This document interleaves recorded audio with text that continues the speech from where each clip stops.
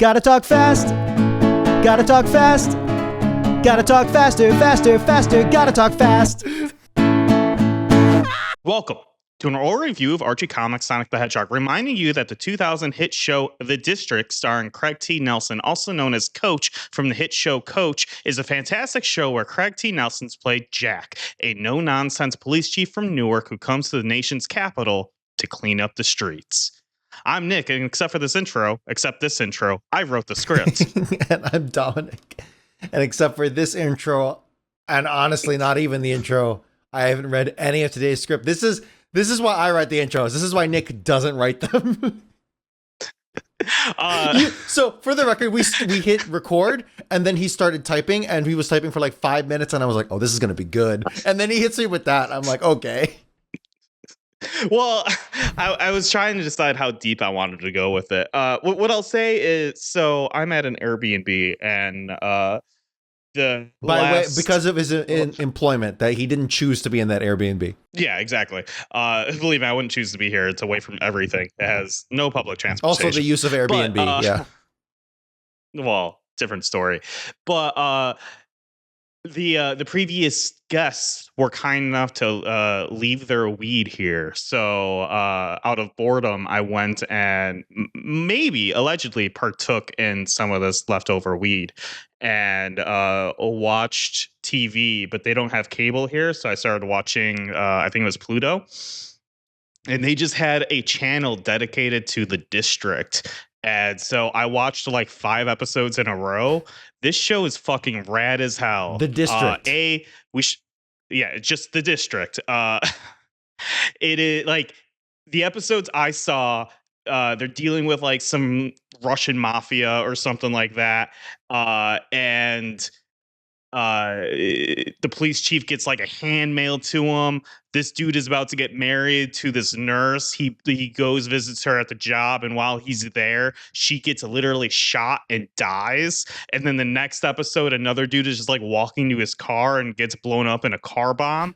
Like shit was popping off left and right in just like the 4 episodes I saw. It was awesome. Highly recommend. I can't talk about the politics of the show.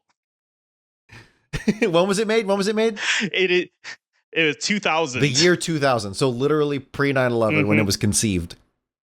Yeah, so I need to see the 9/11 episode because every TV show had a 9/11 episode, right? Of course. Most famous of which is like the West Wing 9/11 episode. Yep. Yeah, I mean here's the description on IMDb, and you guys can decide for yourself if this is worth your time, but I think it is. Despite having over 30 law enforcement agencies, Washington, D.C. still has the highest crime rate in the U.S., with politics and indifference being a large factor in this. The city hires Newark Police Department Chief Jack Mannon, a movie-quoting, lounge-singing former NYPD transit cop who claims he can and successfully cut a city's crime rate in half with his get with it or report to meter maid duty attitude to take over as commissioner of the DC police. It was it's good. I mean, I don't know if it's good, but it's good. Okay, yeah. If I just promoted something extremely racist or something with bad politics, I apologize. Look, it's propaganda, no doubt. Yeah, honestly, just play the intro right now.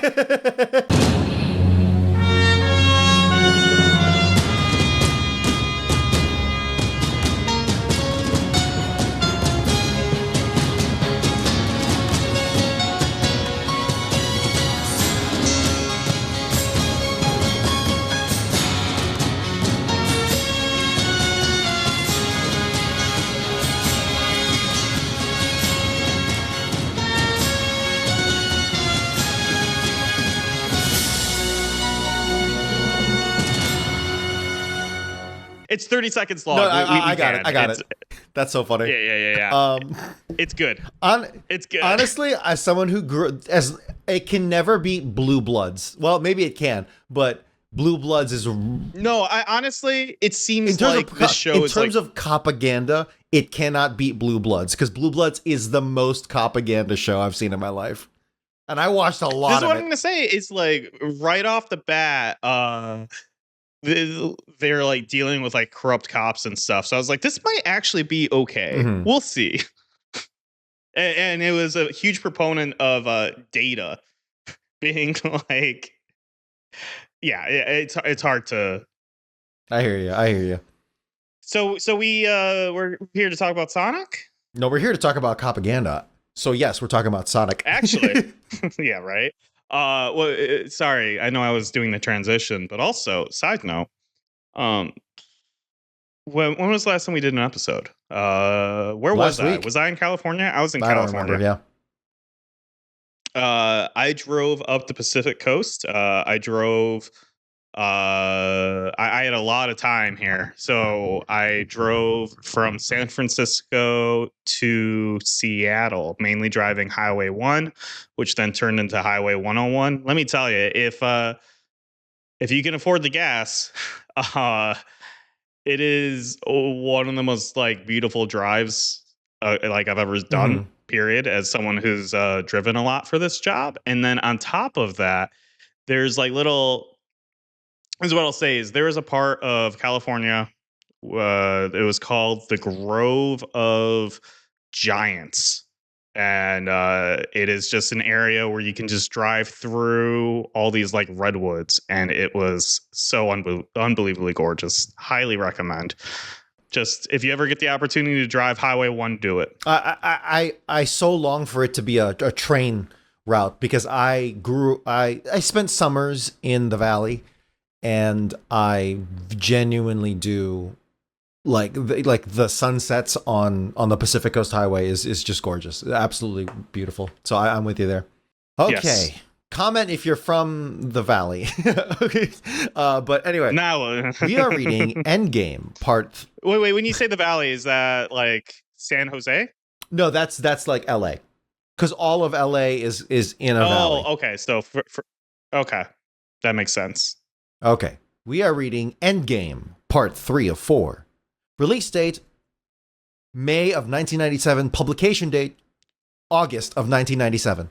Written by Mike Gallagher and Ken Penders. Pencils by Sam Maxwell. Is this the first time we've seen Sam Maxwell? I want to say no, but we haven't seen him often.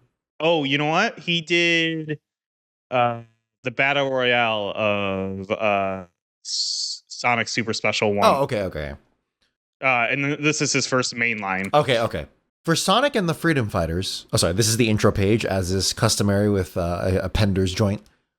For Sonic and the Freedom Fighters, it began with another routine mission into Robotropolis with the usual objective: the total defeat of the evil Dr. Robotnik and deliverance of their people from his tyranny.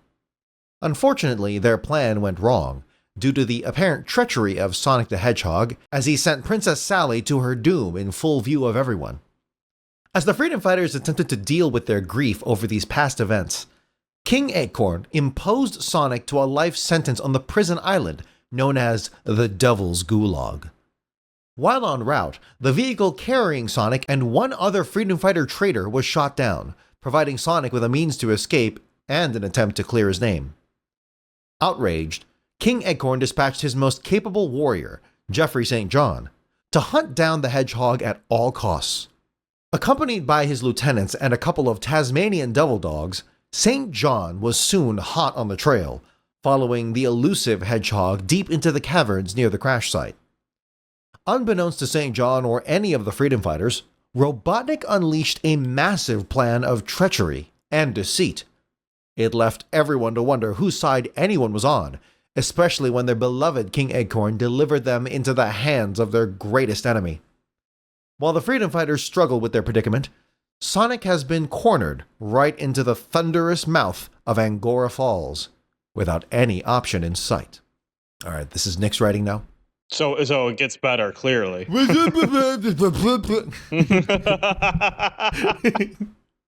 We see the final panel of the last issue, this time from a different angle.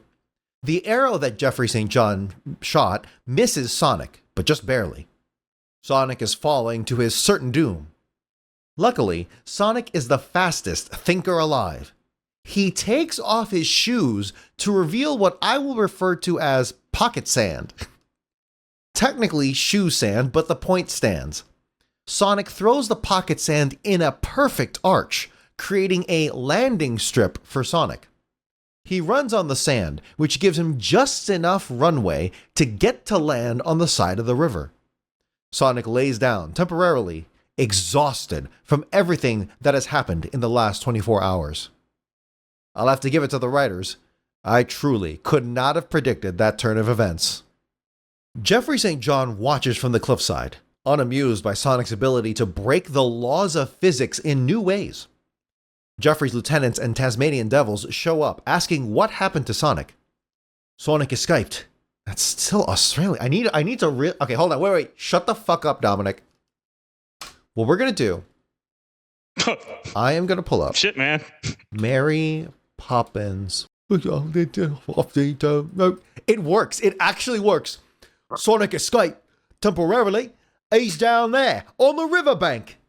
Hurry, men. Let's work our way back through the catacombs. We can still capture the mutinous swine. Come on. It works. It actually does work. Wow, that's incredible. Interesting phrasing there, Jeffrey. The cave Sonic just ran through had no skeletons, no tombs. How are those catacombs? I offered 2 suggestions. 1, Jeffrey St. John is just dumb. He does not know what the word catacombs means and wanted to sound cool. 2, the caves were actually man-made and a mass burial site to horrendous crimes that King Eggcorn has done in the past, and Sonic just missed a turn that had all the bodies. I opt for the second option. I do like that. I do like that theory. We are now back at Knothole. Robotnik is addressing the Freedom Fighters, Junior Freedom Fighters, and the Wolfpack. Sonic the Hedgehog has indeed betrayed you. But despite what you're all thinking, King Eggcorn has not. For this is anything but your beloved sovereign. Robotnik pushes a button on the back of King Eggcorn's head, and he explodes. The king was a robot, made by Robotnik. How easily you are fooled by a robot duplicate of the king. The crowd gasps. Silence, before I have you all vaporized. But that would be too easy. I'd much rather see you perish along with the rest of the repulsive, non-robotic residents of this planet. And so I'll allow you miscreants to live, for a short while, until my latest and most powerful weapon of destruction is fully functional. Then every living thing on Mobius will be annihilated, including your precious monarch, who's being attended to as I speak. Meanwhile, in Robotropolis, Snively and Dr. Quack are in a heated conversation in Snively's office. A combot stands guard, watching the situation. I've done everything your evil master demanded. Not quite, Dr. Quack. Give me the documentation. Dr. Quack hands over Sally's death certificate. I'd like to take a moment here and point out that we find out Sally's full name, which is Sally Elisha Eggcorn. Is that how we want to say it? Elisha? I guess it's Elisha. I think so. I want to say Elisha. Because it's Eli, so that would be Eli, right? Yeah. So I'm going to go with the logic of Elisha. Okay, so Sally Elisha Eggcorn. I've kept my end of the bargain. Now you do the same. Tut-tut, Doc. Your bedside manners need improvement. Perhaps this will teach you some respect. Snively pushes a button on his hand, and the side wall disappears, revealing a cage with Dr. Quack's family. This sends Dr. Quack into a rage. Why, you dirtbag, I'm gonna... A combot shoots Dr. Quack mid-sentence in front of his family. Snively closes the door so his family can't see what happens next. Dr. Quack is on the floor, still alive, but injured. Robotnik promised. Said they'd be released if I falsified. Snively reaches out to give Dr. Quack a helping hand. And they will, Doctor, after you do us another favor. If you refuse, you will have another DOA on your hands, one you've seen before. The two walk to a gurney with a sheet over a body. Snively reveals who's underneath. You remember old Stoneface here, don't you? King Eggcorn is still being turned into an emerald. You will obey my instructions to the letter, Doc. That is, if you want to see your family again. We cut back to Sonic. He's tired, dragging his feet. Jeffrey St. John and his lieutenants are hot on his trail. Sonic can't go in, but luckily he has an idea. Vibrating his vocal cords at a speed unattainable by any other living creature, Sonic emits a high-pitched whistle.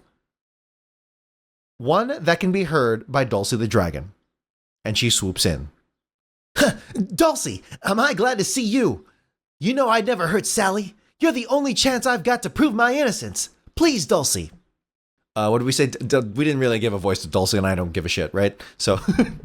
Well, we keep on thinking she's not going to be a major character, but here she is at an extremely pivotal point. I feel like we got to commit to something. You're right. I know I made a joke. Probably I did something about the Imagination Dragon guy, right? Imagination Dragon.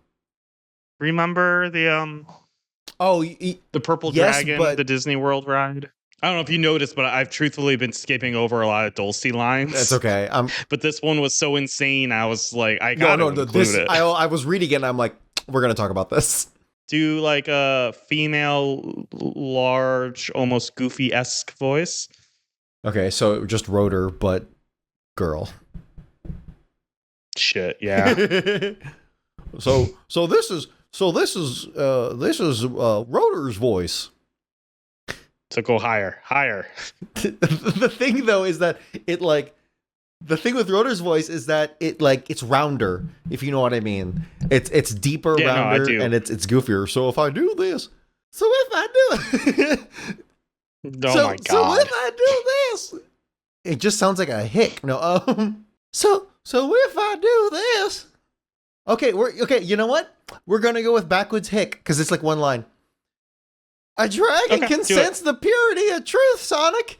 I believe you. What can I do? Okay, we're not going to stick with that, but we're going to do it for that line. That sounds like you don't have a voice anymore after that. No, I'm good, actually. Sonic, for some reason, whispers a plan into Dulcie's ear instead of just saying it. Sonic hops on her neck, and the two fly away just in time to have Jeffrey St. John witness them flying off. Jeffrey curses the sky, saying that he'll follow Sonic to the ends of Mobius.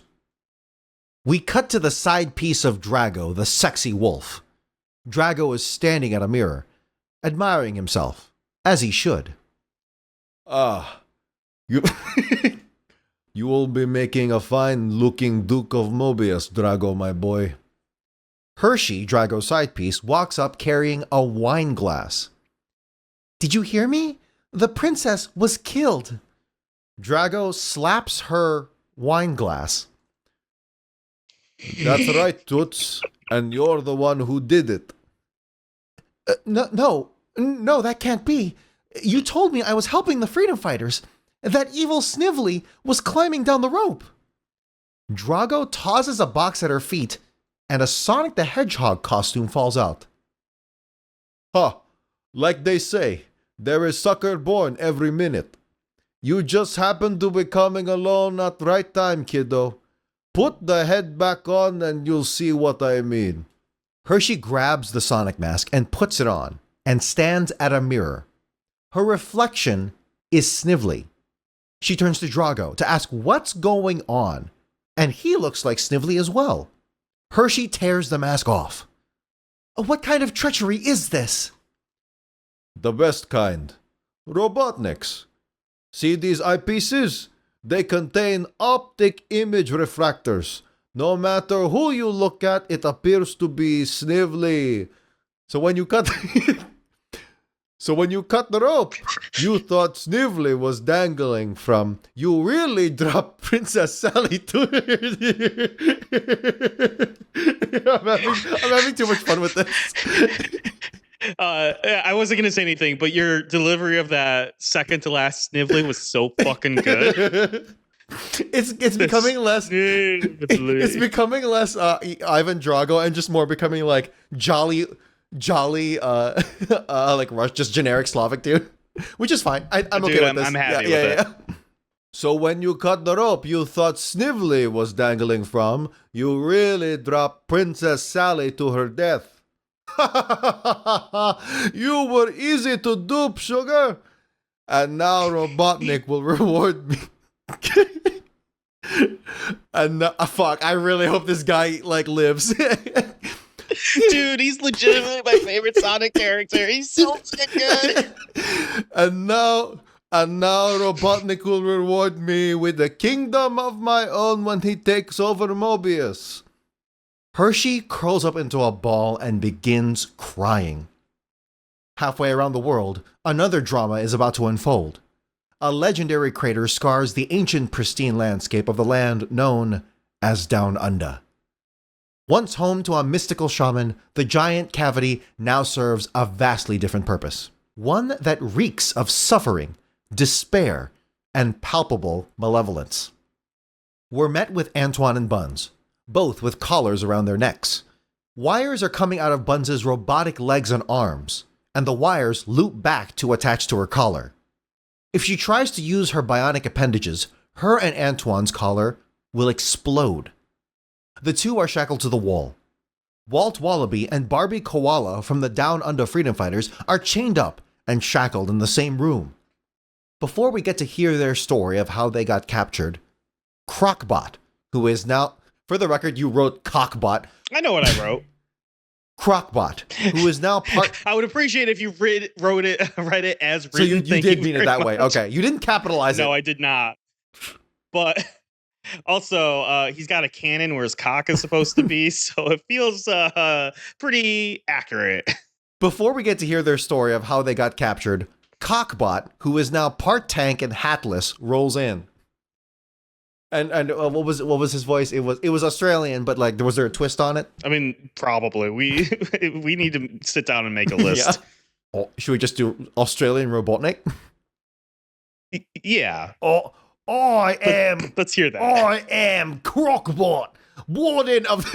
Actually, this works because literally I am imagining him like pacing around like in the room, but he's not pacing. He's a tank. He literally, his bottom half is just a tank. So he's like spinning around, like monologuing to them. So this works. We'll also say that in his, we'll say, what's the word I'm looking for? Like beauty makeover. He changed his voice to match having a tank for feet. How do you do that? Oh, I got it here. I am Crocbot. What? Because he's like rolling around. Yeah. Yeah. You just gotta like have your chair vibrate whenever you like. Yeah. Halfway through the monologue, he realizes, oh shit, I never practiced this. I never did a full run. Okay. I am Crocbot, warden of the Down Under prison camp, and your worst bloody nightmare, freedom fighters. I was not always thus. My robo-reptile body was perfect until Tails and Guru Emu sent me crashing into this accursed crater. Nonetheless, I reconstructed myself using what fragments I could find. Soon after, I picked through the twisted wreckage of Robotnik's supply blimp and salvaged as many bot components as I could.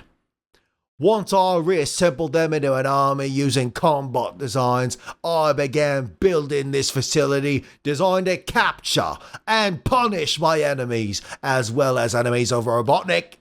At the top of my list were the Down Under Freedom Fighters, whom we successfully abused and whom we successfully, I mean, they are now, whom we successfully ambushed and captured. I have since taken great delight in torturing them mercilessly. A hobby of mine that you two will soon get to experience firsthand. And when I sent your ragged remains back to your friend Tails, I trust he'll come by for a visit. I owe that furry freak big time. Meanwhile, feel free to rue the day you ever crossed paths with me, Crocbot. Ho ho ho ho! We are now with Dulcie and Sonic. They have been flying toward the floating island and are about to arrive. Dulcie lands and gets immediately punched in the face by Knuckles. Hey, I'm standing here. No. No, you got it. You got it. That's what he said. Oh, I'm standing. No one visits this island without the express written consent of its guardian, Knuckles the Echidna. That's me. Sonic and Knuckles begin fighting when a voice comes from above them. Jeffrey St. John appears floating down on a parachute.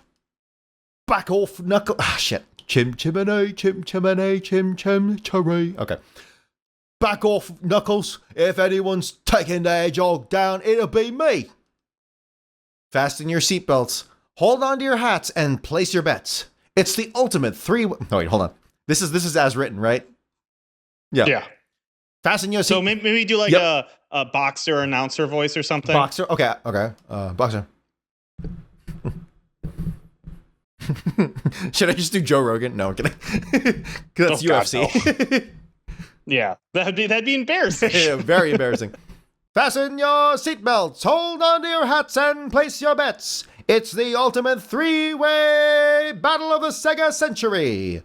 Who's going to fight now? Will any two combatants join forces against the other? And does anyone know or care that the fate of an entire planet hangs by a thread? To be concluded in the action-packed, pulse-pounding, not to be believed or missed, Sonic 50! That was my Michael Buffer. That was absolutely perfect. Thank you. That is exactly what I imagined in my Hell head. Yeah. Well, let's just because it just happened, I want to just say I'm just very sick and annoyed of Knuckles just punching everyone that comes straight to the island without having a single conversation. It's a great bit though. Like that's consistency. It is. You're not I wrong. want one character. I would like to. I want these characters to grow. I want one character to learn nothing, and it's either Sonic or Knuckles. I mean, yeah, it should be Knuckles if we're going down that route.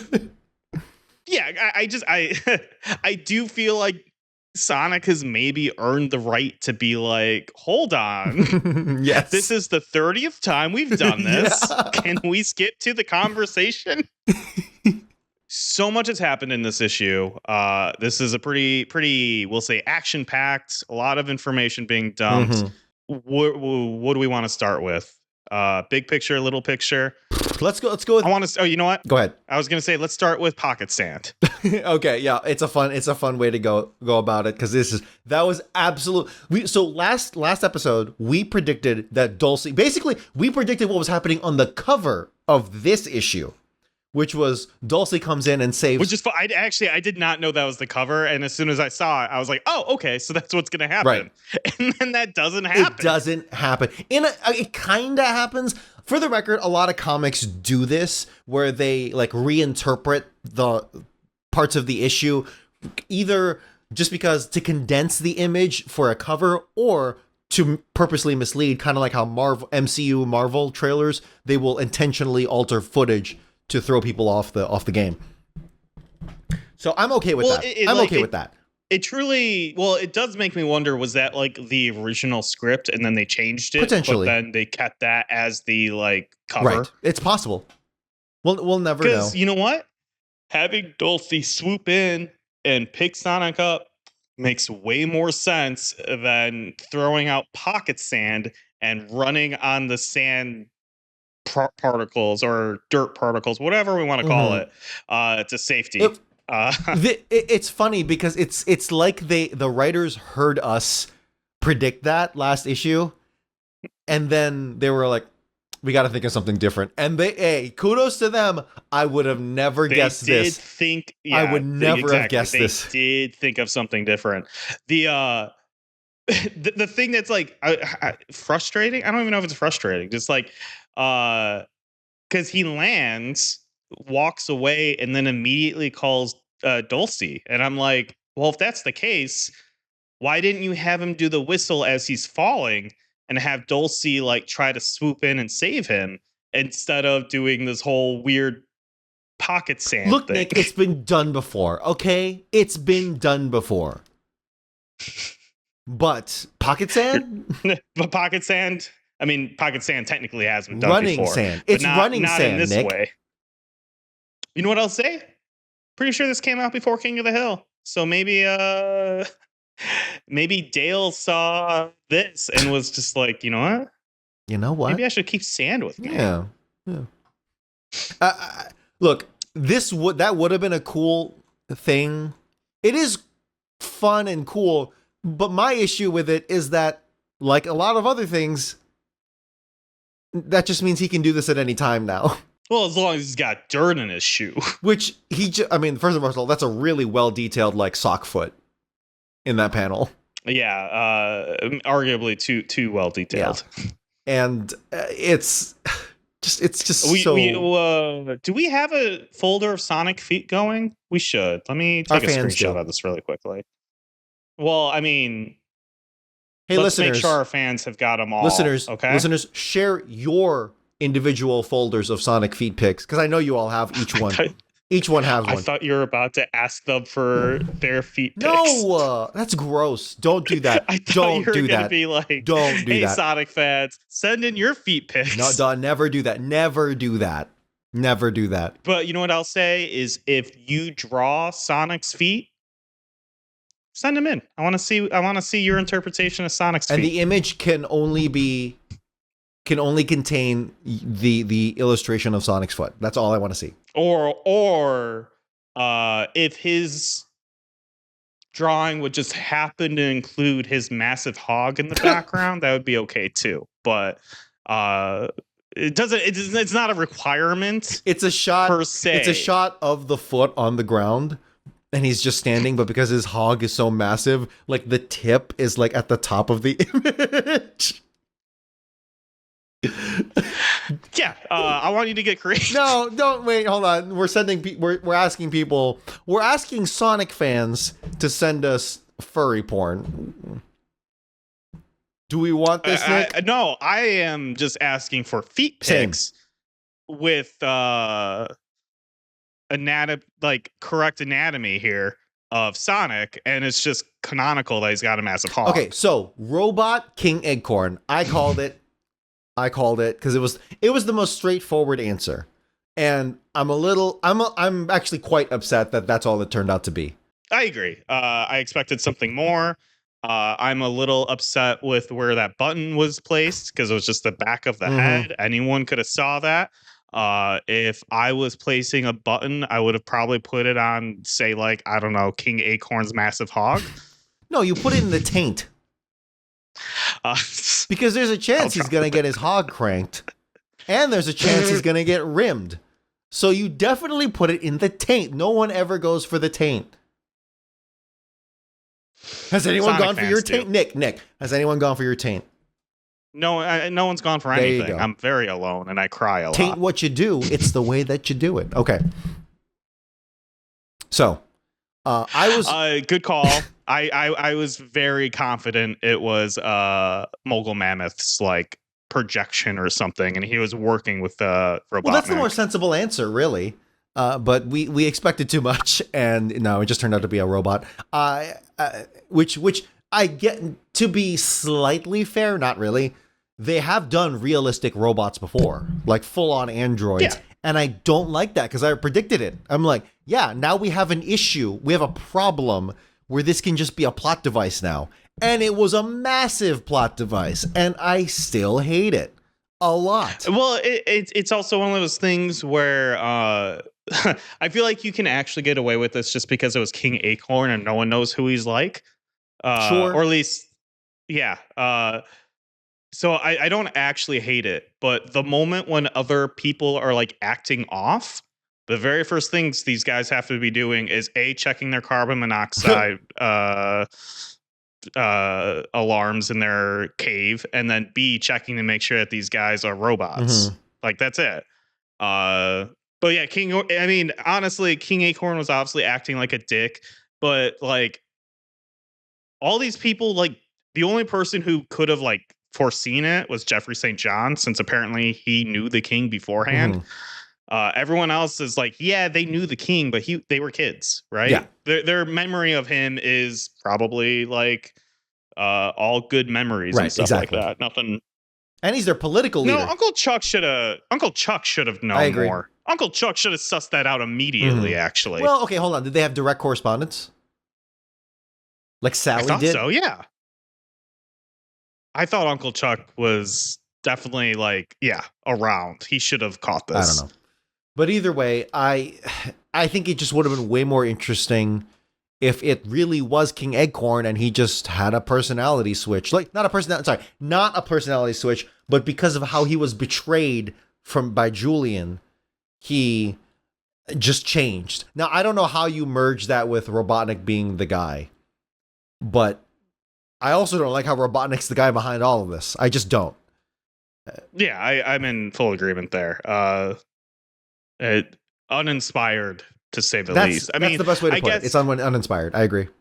Yeah, I mean, in a way, this is like the culmination of everything, and obviously, there's trying to set up like betrayal and intrigue and whatnot. Which I'm cool. I like that. I like that a lot. I agree. It's just they went with the most basic way to do this story. It feels like in terms of like the twist. The people who are betraying or new characters who are just introduced, like of course they're going to be the ones that are betraying.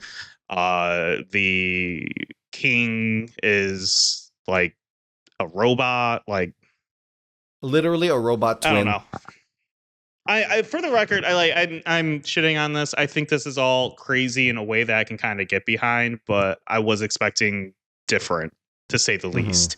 And you know, I'm shitting on the King Acorn thing. I think that is like the least interesting thing about this, because I think the most interesting thing about this and the dumbest fucking thing in the world is Drago and his whole thing where he tricked his like side piece girlfriend to kill the princess. I actually laughed out loud when it got to that reveal. How they did it. It's insane. It's also one of those things where like I don't know how she didn't put these things together. I don't know if that's all they're going to reveal or what, but like why did she dress up as Sonic? What was that side thing going on there? What I will say is I respect the shit out of Hershey, because I don't know what the plan was, but the moment she saw Snively and he was on a rope, she didn't fucking hesitate. She cut that shit. Hershey is a fucking G. I mean, obviously did she kill the princess? Maybe. But you know what? Given the information that she had, she did good. It's just the most contrived thing ever. It's so ridiculous. Oh yeah, it's so fucking insane. It makes literally no sense. So when she put on that Sonic suit, did she not run into anyone else? Because you got to realize something is wrong when your vision turns into like oops all Snively or something. Like she should have caught on pretty early. This is just, and it's also just techno magic. It's so dumb. I don't like it. Like, sure. No, this is actually shit I love. This is what I want. This is what, like, if they're not gonna do things in a like, it feels degrading to say smart, but smart way. I want them to go hard in the other direction, and this is going hard in the other direction. Okay. Fair enough. I do get that. I do get that angle. I think I just need to surrender to it more, because I keep expecting more out of this. I think at its heart, what we just witnessed is like the core of this comic. I think you're right. They have a let's introduce this character, have her think that Snively is everyone, have her kill Snively only to find out that it's the princess she killed. Yeah, inject that into my veins. I'm here for this. No, the real heart of the comic is Crocbot coming back as half of a tank. It's incredible that they had a almost perfect design, improved on it, and then they still forgot the hat. Yeah, that's the one thing I was missing, was the slouch hat. Dude, all he needed was the slouch hat, and he would have looked like the coolest thing in this comic. Just period. Top body gator, bottom body tank. It's kind of perfect. Like, it's just simple, and sometimes simple is good. The page 18, when it's first revealed what he looks like, and he's just monologuing to them, like that is gold. I legitimately love this so much. It's so good. Yeah, well, it also doesn't make sense in the context of didn't Robotnik know he betrayed him? Like, why is he building a prison for Robotnik and his enemies? Like, maybe I need to reread the Tales Down Under issue, but I thought Robotnik knew that Crocbot betrayed him and everything, but there's a chance I didn't read it properly, but I thought he's still like a third party, and so it's like enemy of my enemy is still my enemy. Yeah, for sure. I don't know. I just could be wrong on that. I was too blindsided by everything else and his body, but with his dick cannon. Actually, yes, Richard Cannon. I do think that the best possible outcome is that he was smart enough to make his bottom half a full-on combat vehicle, a full-on armored weapon, a tank, but he couldn't figure out legs. He could not figure out legs. Like, a whole weapons platform is his lower half now, but he could not figure out legs. Well, I mean, you don't just make a Metal Gear. It takes you got to get the Shagohod first, and then you can get the. Is he just Gear, wait? He's just a reverse Metal Gear. Yeah. He's like he'll get there. He's like if Oscar Pistorius never had to reach for the gun. He could just be the gun. I don't get this joke. Okay, never mind. Someone got it. Someone's laughing. Yeah. For the record, Oscar Pistorius is the South African para-Olympian who had no legs, so he was a para-Olympian, and he won a bunch of stuff. And then one day, and then he shot his girlfriend. He shot his girlfriend in the middle of the night through the bathroom door, thinking he was being robbed or something. Yeah, I do remember that story. Why do you remember his name? He was a famous guy. He was on the cover of Time magazine. Okay, yeah. Yeah, whatever. So was I. They called him the Blade Runner because his legs were like That's blades. That's a good fucking nickname.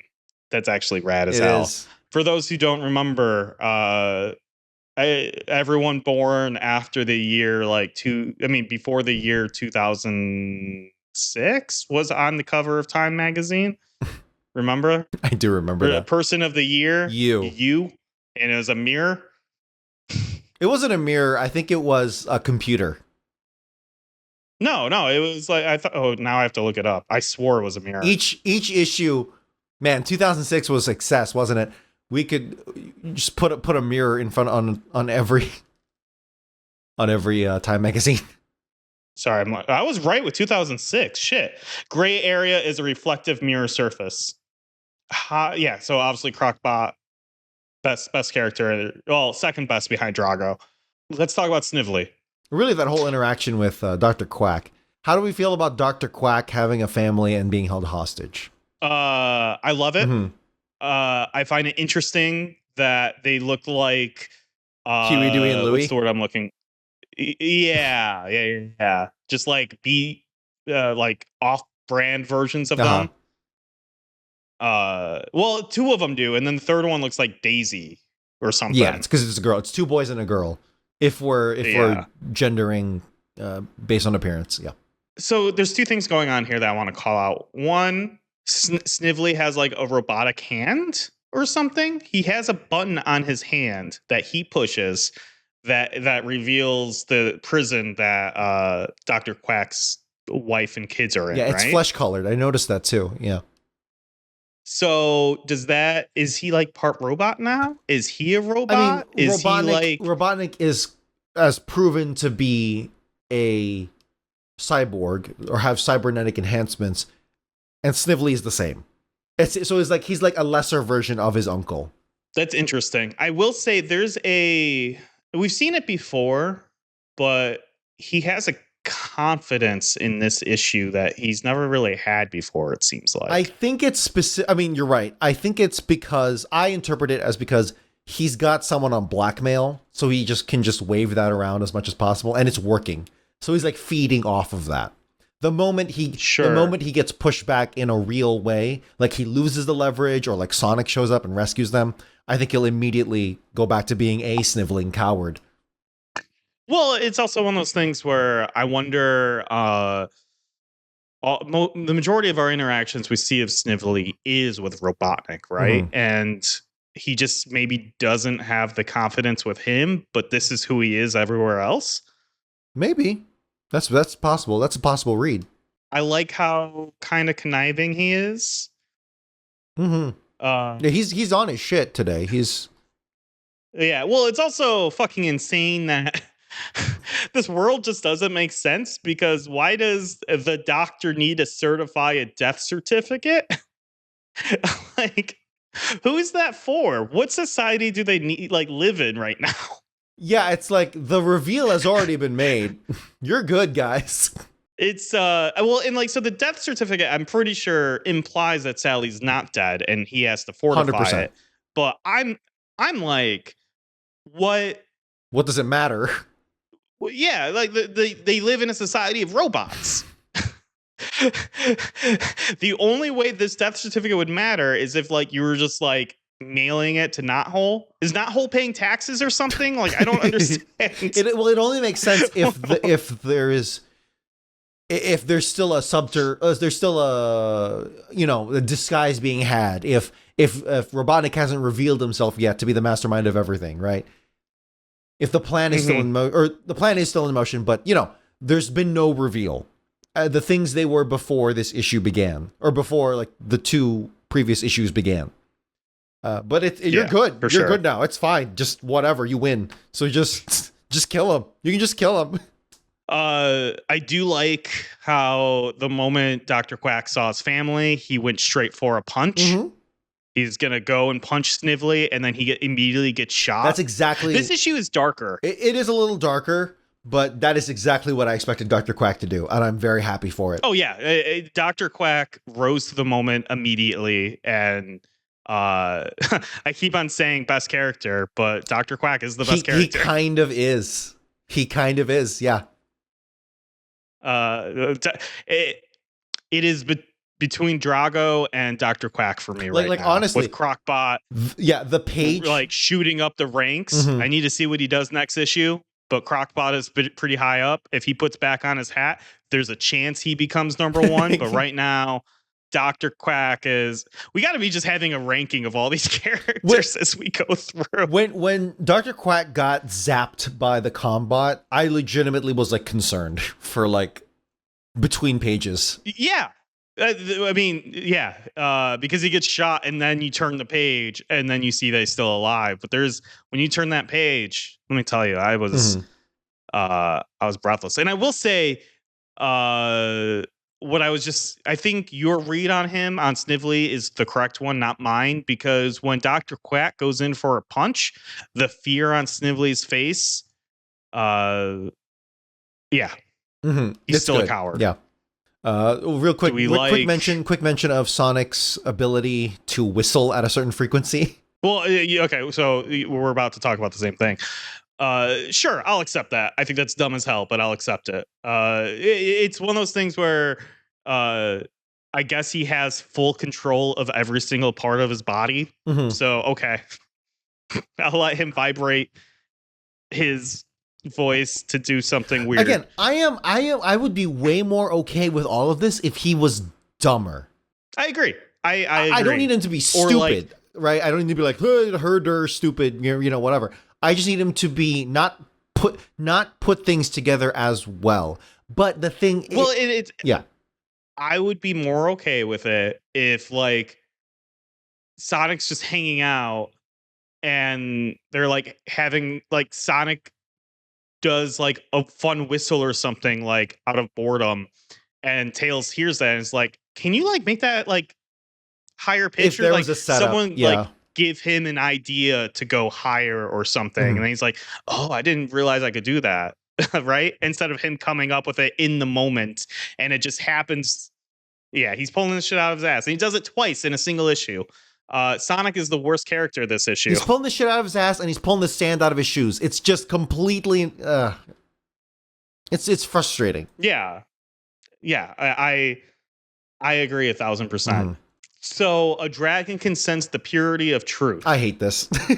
I really don't like this. Yeah. No, it's They just needed to not say that line. That's all he needed to do was not say that. Well, it instantly, I'm like, Dulcie is the most. Why isn't Dulcie there 24/7? She clearly wants to be part of the group. You have a fucking lie detector here, man. No, okay. If I was Princess Sally, Dulcie would never leave my fucking side. That's true. Yeah. Because then immediately, like, she would have figured out King Acorn just like that, right? Does this work on robots? Well, she would detect that there is no, like. Well, exactly. Or that do the robot. Well, no matter what, we're saying the same thing. I'm just like trying to decipher what this means, which is dumb because I don't think anyone tried to decipher what that meant. It could be.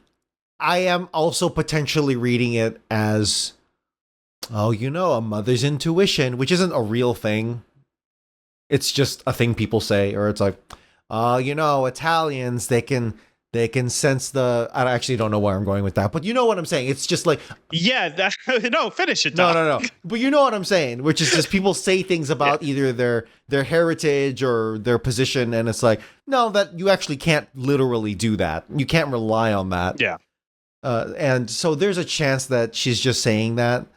But the thing with this comic is that there's a shit ton of things being taken very literally and crazy ass breaking the laws of physics and whatever. So you can also just read that as dragons have the ability to sense lies in people. Yep. It sounds like we're getting down on this comic a lot. How much did you actually like it? I mean, it depends on how they stick the landing, right? I like the core setup of what's happening here. I like the fact that Sonic is framed. I like the fact that the last issue was just the fugitive. And I legitimately do like this specific issue that we just read, except for Sonic just coming up with this dumb shit that he can do. Ignoring that, a lot of shit's happening. A lot of things are popping off. I think I like where this is going. I'm just worried that they will not stick to the landing. It's a lot. It's definitely a lot to do here. They have a little bit of more room because the next issue is a special, a Supersonic special, but I don't have confidence either. Yeah, I'm shocked. Well, I guess maybe this is the right time. I am shocked that Robotnik just kind of waltzed into not Whole Village and revealed, hey, I'm behind everything. And also King Acorn's a robot. He didn't need to do that. He's a megalomaniac. He's got an ego. So I'm not surprised that he did that. It's not out of character. I don't know if I like it, but it is in character. So I can accept it. I agree. It is in character. And I'm not even saying it's like a bad moment or anything. I was just like, it seems like maybe he's playing his hand here a little too freely here. Where do we think this is going? It's a good question. Well, actually, wait, before we do that, because I feel like that's kind of the last conversation we have. I just want to, do you think on page 13, when Drago slaps the wine glass, whatever we want to call it, out of Hershey's hand, do you think originally that was like, they wrote it as Drago like slapped her and someone was like, this is a kid's comic. We can't do that. It certainly reads like that. It certainly reads like that. Yeah. It does the slap and then like she's holding her hand over her face after the slap. Oh, you're even right. Though she's like, oh shit. Yeah. And then he's like real dark, hiding behind, like in the shadows, like looking at her. I think they really wanted to imply that Drago like fucking beat her. The edginess of the previous issue where Sonic goes sicko mode and he like is actively having like a war, like craze. He finally understands the meaning of war. Just incredible screen grab. and that is the this is the culmination, not culmination. This is like another component of that, which is like, hey, we're gonna hit some women.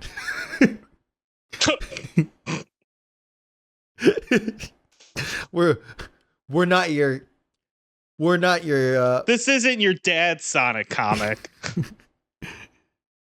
this isn't any Archie, right? This is Archie. Yeah, this is. You thought this was a Saturday morning cartoon comic? No. This is You like thought the Watchmen. You thought this was Sat Am? Well, go sat down, kid, because this is the real deal. This is Endgame. Part 3 of 4. So where do we think this is going? Who the fuck knows? Who the fuck knows now? Okay, on a macro scale.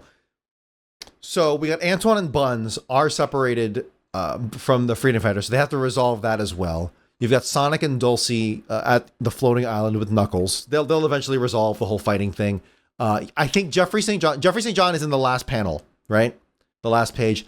I think he's gonna fight them, and he'll get stopped probably by Knuckles and Sonic, and then they'll unite to go back to Knothole. Like Jeffrey and Sonic will, I don't know if they'll quash the beef, but they will put a lid on the beef to do what matters most. I am curious how Sally will return, because Sally's definitely going to come back in some fashion. And I don't think it's just going to be, oh, you saved me at the very end. I think she's going to play a part in the resolution. Like, she will wake up, she will break free of whatever she's in. I'm assuming she's being held somewhere. I want to, okay, I'll say my predictions in a second. I forgot to call this out. I find it so fucking funny that Crocbot has beef with Tails of all people. I mean, it makes sense though. I'm actually really. Oh, no, it makes perfect sense. But also, Tails is like, what, 8 years old, and this fucking killer Croc tank robot is like, I'm gonna fucking get you, Tails. That's really good. It's honestly so fucking good. It's literally like Hydrogen Bomb versus Coughing Baby. A literal villain who commands an army, top half alligator, bottom half literal tank, and he's fighting an 8-year-old fox. Yeah, he's got his sights on an 8-year-old fox. I am so fucking here for this. I don't give a shit about anything else. I want this fight. I want to go back to a Tales miniseries for this one fight. I honestly hope that happens. I hope Down Under isn't resolved at all, and Tails has to go and save everyone by himself. How did we feel about that Tales miniseries at first? I don't think I liked it, just how they set it up, but. Was the Tails miniseries the one with that like robot fox that he fell in love with? You're right, and he was. I think the 40 Fathoms Freedom Fighters, the under the sea ones, they were involved, and then he eventually gets spit out. Didn't like them. He gets spit out to Down Under. He travels to Down Under. Yeah. I fucking loved the Tails thing where he fell in love with that robot, the fox robot. Because remember, doesn't she like get all rusted or something, and she can't move, and she's like stuck on an island. Like that. Yeah. Yeah, it was fucking awesome. And Tails is just like crying and shit. Yeah, I loved it. Yeah. The girl robot fox was like actively drowning Tails, like in the shallow water, while Tails was so like fucking good, declaring his love for her or something. And I'm like, fuck, this is good. So you know what? I take it back. I did like it. I think if you watch the episodes back and I didn't like it, you can tell Dominic that he was wrong. Leave a comment saying, Dom, you're wrong. Dom, I'm from the future. You're wrong. Yeah, the other, I do remember thinking the other stuff was good. I liked it because remember Croc had the giant blimp that explodes, and then that's also where we hung out with the Ancient Walkers, and Tails found out a bunch about Knuckles' like past in the floating island and stuff. I do think I remember liking the Tails miniseries. Okay. I hope I liked it too, because looking back on it now, I'm like, yeah, there were some good parts in there, weren't there? So yeah, 100%. So where do I think this is going? So this is a tough one.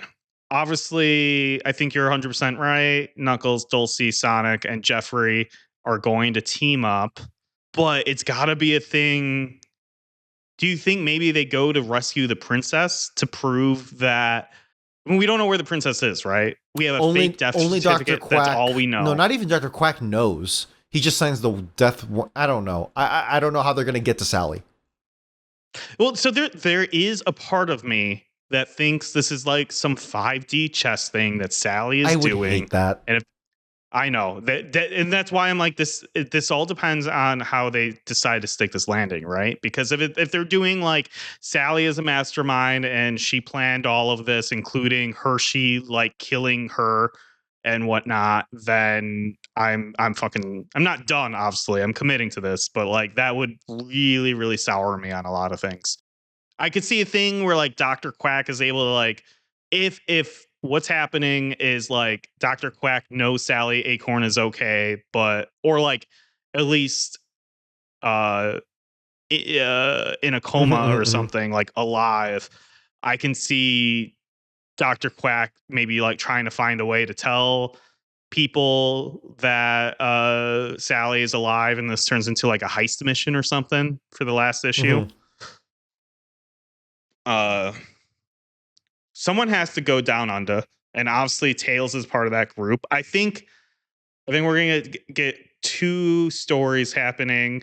The freedom fighters that are currently at Knot Hole are gonna go down under. So Tails and Rotor. Ooh, Tails and Rotor teaming up to go down under would be fun. That's a good combo. If Robotnik's smart, if the bad guys are smart, really, all of them involved, they will separate Princess Sally into her own special prison / area. But there's a chance that Princess Sally is in Down Under in being imprisoned with the others. She just hasn't been revealed. Yeah, I could see that. So then it all culminates in Down Under. If let me think about this, because who has the body of Princess Acorn? The freedom fighters do. Remember, they took her back and they abandoned Sonic. Right. You're right. So the freedom fighters definitely have the body of Sally. So I don't know what's going on. Shit. Well, okay, so then it goes back to Dr. Quack, right? Because there's a real chance Dr. Quack and Sally are like doing a plan or something here. Yeah, I don't know. If anyone has the body, it's Dr. Quack because he declared it. Either Sally's body or Sally's knocked out body, or he knows he's in cahoots with Sally. If there's anyone that's in cahoots with Sally, it's got to be Quack. That's my prediction. That is our prediction. Yeah, I'm with it. Yeah, and you know, I would actually put money on that. I think there is something with them. Okay. All right, we'll leave it there. If you had anything else, because it can go in any direction. I think if they're gonna do this, they're gonna create like a small little army of the freedom fighters, right? So this is like the culmination. Right. They're gonna get all the wolf guys together. They're gonna get the junior freedom fighters, and they're gonna be led by Jeffrey and Sonic teaming up to put aside their differences to go save the king.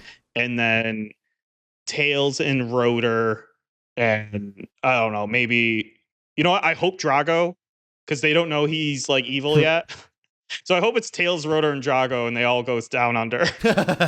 That's pretty good. That's my dream. I don't think that's what's going to happen. That'd be good tension.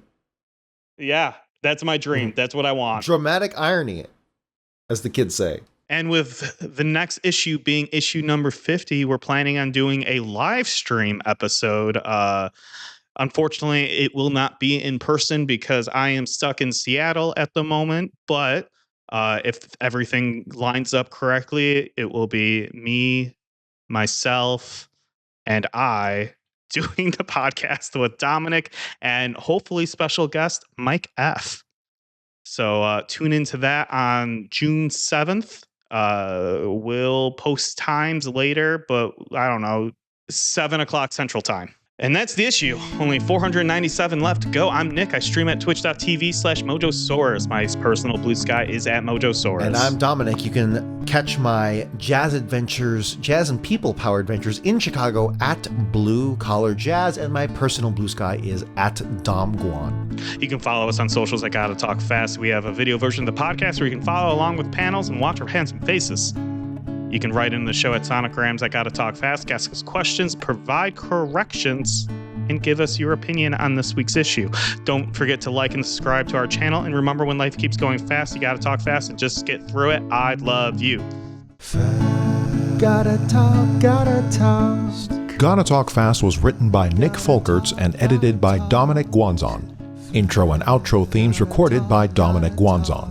Gotta Go Fast originally composed by Norman J. Grossfeld, Joseph Garrity, and Russell Velasquez. Gotta talk, gotta talk. Gotta talk, gotta talk. Gotta talk, gotta talk. Gotta talk. Gotta talk fast. Gotta talk fast. Gotta talk fast. Gotta talk fast.